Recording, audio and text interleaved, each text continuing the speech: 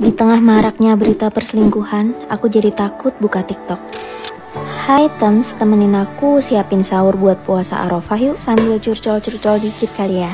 Seperti yang kita tahu dan kita lihat, berita perselingkuhan semakin merajalela. Dan mirisnya, semakin merajalela pula orang-orang yang menghakimi dosa orang lain. Aku jadi takut buat buka TikTok, apalagi baca komen. Aku tahu kalau sesama perempuan kita harus punya empati terhadap perempuan lain, apalagi kalau kita merasa relate ya. Jadi seperti bisa merasakan kepedihan yang para korban rasakan. Tapi bukan berarti kita berhak menghakimi dosa para pelaku perselingkuhan itu. Bukankah kita tahu bahwa kita semua itu hanya manusia biasa yang juga sama-sama pendosa, hanya bedanya mungkin berbeda jenis dosanya. Kalau ada yang bilang setidaknya kita nggak selingkuh kak, lalu apakah kita yakin di mata Allah apakah dosa kita itu lebih kecil daripada dosa selingkuh? We never know, hanya Allah yang tahu. Daripada kita sibuk menghakimi dosa orang lain, which is akan menambah dosa kita lagi, lebih baik kita fokus ke dosa kita masing-masing, fokus introspeksi dan berusaha bagaimana caranya supaya dosa-dosa kita diampuni oleh Allah. Salah satu upaya kita sebagai umat muslim adalah dengan puasa Arafah. Karena dengan puasa Arafah, dosa kita setahun yang lalu dan setahun yang akan datang akan diampuni. Selain aku berikhtiar menghapus dosa pada diri, tidak lupa juga aku fokus untuk menghapus dosa-dosa pada alat masak aku ini.